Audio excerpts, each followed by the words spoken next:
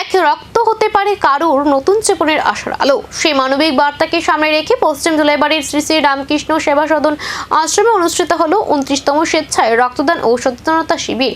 উপস্থিত ছিলেন শান্তিরবাজার মহকুমা জেলা সংযোজক সুচিত্র বৈদ্য সহ আশ্রমের কর্তৃপক্ষ ও বিশিষ্ট ব্যক্তিরা।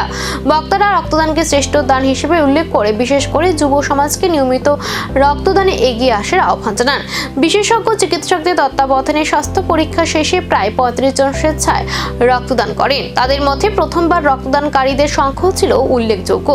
রক্তদাতাদের শংসাপত্র, ফল ও পুষ্টিকর খাদ্য দিয়ে সম্মানিত করা হয়। সংগৃহীত রক্ত শান্তিরবাজার জেলা হাসপাতালে ব্লাড ব্যাংকে জমা দেওয়া হয়।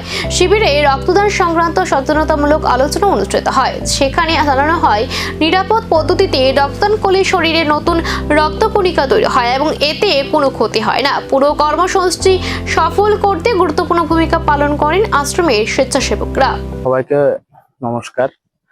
আজ ধুলাইবাড়ি শ্রী শ্রী রামকৃষ্ণ সেবা সদন আশ্রমে একটি রক্তদান শিবিরের আয়োজন করা হয়েছে। আমাদের যে নেশামুক্ত যুব গড়ে তোলার জন্য এই রক্তদান শিবিরের আয়োজন করা হয়েছে।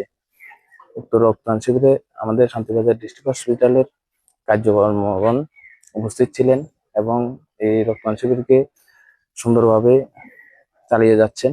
এবং আমি যুব সমাজকে এটাই বলতে চাই, আমরা সবাই মিলে একত্র হয়ে আমাদের ওই নেশাকে দূর করার জন্য এবং নেশামুক্ত পরিবেশ গড়ে তোলার জন্য এবং যে গরিব অসুস্থ রোগীরা আছে তাদের পাশে দাঁড়ানোর জন্য, তাদের সাহায্য করার জন্য আমরা এই রক্তদান শিবির আয়োজন করেছি। এবং আপনারা সবাই স্বইচ্ছায় যুবক ভাইয়েরা রক্তদান শিবিরে অংশগ্রহণ করুন এবং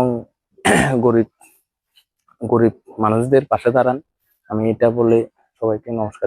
এক ফোঁটা রক্তে বাঁচতে পারে একাধিক প্রাণ। এই বার্তায় আবারও পৌঁছে দিল ধুলাইবাড়ির এই উদ্যোগ। রক্তের সংকট দূর করতে সমাজকে গড়ে তুলবে আরো বড় এক স্বেচ্ছাসেবী আন্দোলন। সেদিকে এখন তাকিয়ে সকলের নজর।